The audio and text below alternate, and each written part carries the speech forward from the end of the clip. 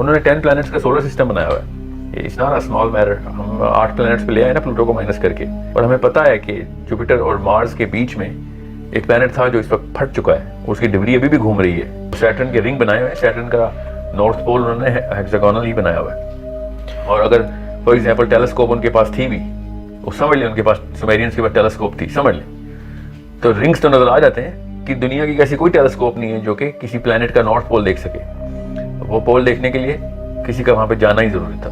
دوستو 1927 میں British آرکیالوجسٹ Leonard woolly کو عراق میں اعلیٰ درجے کی کھدائی کے دوران ایک قدیم ملکہ کی کھوپڑی ملی جس کا سر غیر معمولی طور پر اونچا تھا, جو اس بات کی طرف اشارہ تھا کہ کبھی انسان کا ایکسٹرا ٹریسٹریل مخلوقات کے ساتھ انٹریکشن تھا. اور سائنسدانوں نے اس طرح کی کھوپڑیاں صرف عراق سے نہیں بلکہ دنیا کے ہر بر اعظم سے دریافت کی. اس سے معلوم ہو رہا تھا کہ ان مخلوقات کا انسانوں سے بہت بڑے پیمانے پر انٹریکشن تھا. لیکن سوال یہ ہے کہ سائنسدانوں کو کیسے معلوم ہوا کہ یہ ایک ہائبرڈ مخلوق ہے, یعنی ایکسٹرا ٹریسٹریل مخلوقات کے انٹریکشن سے پیدا ہونے والی انسانی نسل.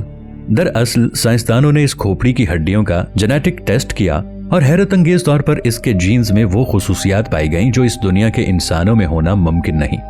یہ جینز دراصل اینوناکی کے جینز کی طرف اشارہ کر رہی تھیں, اور ریسرچ کے ذریعے سائنسدانوں نے دکھایا کہ اینوناکی کچھ اس طرح کے دکھتے ہوں گے. ان کے سر کی ہڈیاں کون شیپ کی طرح ہیں, اور یہ کھوپڑی اصل اینوناکی کی نہیں بلکہ ان کی ہائبرڈ مخلوق کی ہے. دوستو ویڈیو میں آگے بڑھنے سے پہلے پاکستان کے اس سب سے بڑے scientific channel if T V کو سبسکرائب کر لیں اور ساتھ موجود بیل آئیکن کو بھی پریس کر دیں تاکہ ہماری آنے والی ویڈیوز آپ تک بر وقت پہنچتی رہیں. تو دریافت ہونے والی یہ کھوپڑی کوئن پوائبی کی تھی جو اپنے خاندان کی پہلی شہزادی یا پادریا تھی. اس کا یہ اعلیٰ درجہ اس بات کا ثبوت دے رہا تھا کہ وہ اینوناکی کے حکمرانوں کے بہت قریب تھی یا ان کی بہت خاص تھی. سائنسدان اس ملکہ کی کھوپڑی پر جتنی ریسرچ کر رہے ہیں اتنی نئی سے نئی حیرت انگیز باتیں سامنے آ رہی ہیں. سائنسدانوں کا ماننا ہے کہ یہ کھوپڑی اینوناکی اور انسانوں کے درمیان دروازوں کی حیثیت رکھتی ہے جو ہمیں ان کی طاقت اور ان تک پہنچنے میں مدد دے سکتی ہے.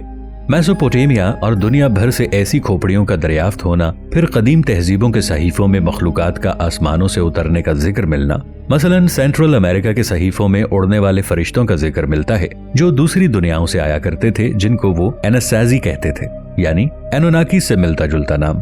سائنسدانوں اور آرکیالوجسٹ کا کہنا ہے کہ ہمیں ریسرچ کے دوران تقریباً ہر قدیم تہذیب کے صحیفوں میں ایک ہی طرح کی ملتی جلتی کہانیاں اور داستانیں پڑھنے کو ملی ہیں جن میں ایک ہی طرح کی مخلوق کا ذکر آیا ہے جو بہت طاقتور جادوئی مخلوق ہے جو ہمارے اوپر سے آتی ہے. سائنسدان جو اب تک اس بات کو افسانوی کہانیاں سمجھتے تھے کہ آسمانوں سے بھی کوئی مخلوق زمین پر اترتی ہے, اب اس بات کو سچ ماننے پر مجبور ہیں.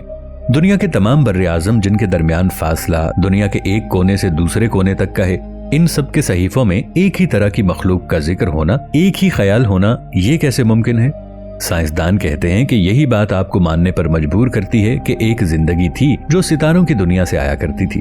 دوستو اینوناکیز کے متعلق میں آپ کو پچھلی ویڈیو میں آلریڈی تفصیل سے بتا چکا ہوں. یہ بھی کہ سائنسدانوں نے میسوپوٹیمیا میں رہنے والی قدیم تہذیب سومیرین کی لکھی گئی ٹیبلٹس بھی دریافت کی تھی. سائنسدانوں کا کہنا ہے کہ ان ٹیبلٹس میں سے اکثریت پر لکھے گئے پیغامات کو سمجھنا ناممکن ہے. لیکن یہاں میں آپ کو ایک اور بات بتاتا چلوں کہ امریکہ نے عراق پر جنگ مسلط کر کے سب سے پہلے ان ٹیبلٹس کو چوری کیا اور پھر خفیہ مقام پر منتقل کر دیا.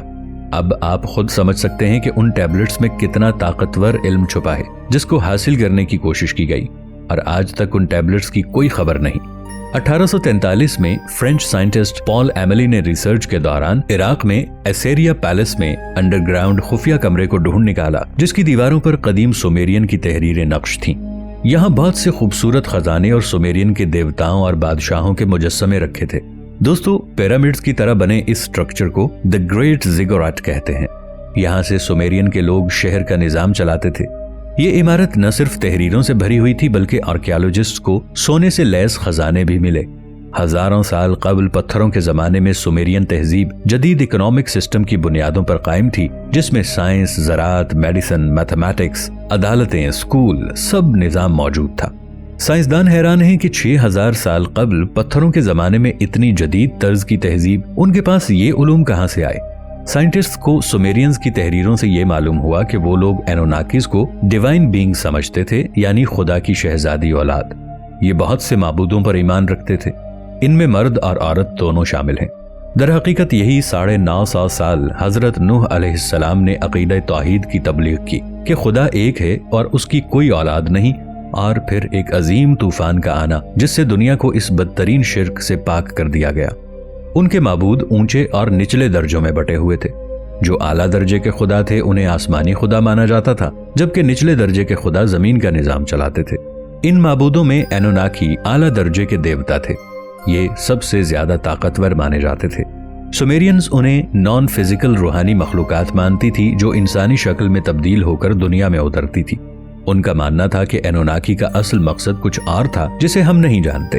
ان کی تحریروں سے آرکیالوجسٹ کو معلوم ہوا کہ وہ 1000 سال جیتے تھے۔ ان کے پاس دنیا کو کنٹرول کرنے کی طاقت اور دنیا کے متعلق ہر چیز کا علم ہوتا تھا۔ وہ انسانوں کو حکمت دینے اور ایک خصوصی مشن کے تحت زمینوں پر اترتے تھے۔ یہ مخلوق کہاں سے آتی تھی اس کے متعلق سائنسدان بڑی دلچسپ بات بتاتے ہیں۔ وہ کہتے ہیں کہ اینوناکی زمین پر سونا اور دیگر معدنیات کی تلاش میں آتے تھے جو ان کے سیارے پر نایاب تھی، لیکن یہ معدنیات زمین پر کثرت سے موجود ہیں۔ سائنسدانوں کا ماننا ہے کہ اینوناکی مارس پر بھی اترا کرتے تھے۔ تب مارس بالکل زمین جیسا سازگار ماحول رکھتا تھا جب اس کے دریاؤں میں پانی بہتا تھا، اور آج اس کا منہ بولتا ثبوت ناسا کا کیوروسٹی روور ہے جو کہ مارس پر انہی تہذیبوں کے نشانات کو تلاش کرنے کے لیے کام کر رہا ہے۔ سائنسدانوں کا ایسا بھی ماننا ہے کہ مریخ پر گیل کریٹر نامی سوکھی جھیل کا پانی دراصل اینوناکی کے زیر استعمال تھا، اور اس سے بھی زیادہ وہ اس دلچسپ سوال کا جواب ڈھونڈ رہے ہیں کہ مریخ پر ایسا کیا ہوا کہ اس پر سے زندگی کا خاتمہ ہو گیا اور اس کا ماحول اور فضا دونوں ختم ہو گئے۔ کہیں مریخ کے سازگار ماحول کے خاتمے کے پیچھے اینوناکیز تو نہیں ہیں؟ وہ سمجھتے ہیں کہ اگر یہ بات کسی طریقے سے ثابت ہو جائے تو ان مخلوقات کے وجود کا راز حقیقی معنوں میں واضح ہو جائے گا۔ زکریا سٹرن جو ایک مشہور مصنف اور سومیرین کلچر کے ریسرچر تھے جن کے متعلق میں پہلے بھی بتا چکا ہوں، انہوں نے اس موضوع پر کئی کتابیں پبلش کی۔ ان کی کتابیں لاکھوں کی تعداد میں دنیا بھر میں فروخت ہوئیں اور 25 سے زائد زبانوں میں ان کا ترجمہ بھی کیا گیا۔ وہ اینوناکی کے ایکسٹرا ٹیریسٹریل مخلوق ہونے پر گہرا یقین رکھتے تھے۔ انہوں نے اپنی کتابوں میں دعویٰ کیا کہ نیپچون کے پاس نبیرو نام کا ایک سیارہ ہوا کرتا تھا جہاں سے اینوناکیز کی نسل زمین پر اترتی تھی اور مریخ ان کے لیے راستے میں آنے والے اسٹیشن کے طور پر کام کرتا تھا۔ ان کی تھیوریز پر ریسرچ کرنے والے سائنسدان دعویٰ کرتے ہیں کہ اگر تو یہ بات واقعی سچ ہے تو مریخ پر اس تہذیب کے آثار ضرور ملیں گے، اور زکریا سٹرن کی یہ تھیوری واقعی سچ بھی ہو سکتی ہے، کیونکہ ان لوگوں نے پھر 10 پلانٹس کا سولر سسٹم آخر کیسے بنایا۔ زکریا سٹرن اپنی کتاب The 12th Planet میں لکھتے ہیں کہ نبیرو خلا میں ایک ایسے راستے پر ہے جسے ایلپٹیکل پاتھ کہتے ہیں، یعنی ایسا سیارہ جو ہر 3450 سالوں میں سولر سسٹم کی حدود میں آ جاتا ہے، اور سال 2900 میں اس کا دوبارہ سولر سسٹم کی حدود میں آنا متوقع ہے۔ ہم توقع کرتے ہیں کہ فیوچر میں وہ ہم سے کئی گنا نئی اور جدید ٹیکنالوجی سے لیس ہوں گے، اور وہ نئی حکمت اور خیالات انسانوں میں منتقل کرنے کے لیے زمین پر آئیں گے۔ لیکن حقیقتاً طوفان نوح دراصل انہی مخلوقات کے خاتمے کے لیے آیا، اور ان کے ساتھ وہ انسان بھی اس طوفان کے عذاب میں بہہ گئے جو انہیں خدا تصور کرتے تھے اور سمجھتے تھے کہ وہ انہیں کسی بھی قسم کے طوفان سے بچانے کی طاقت رکھتے ہیں۔ دوستو، ویڈیو اچھی لگنے کی صورت میں اسے لائک اور شیئر ضرور کیجیے گا۔ ملیں گے نئی ویڈیو کے ساتھ، تب تک کے لیے اللہ نگہبان۔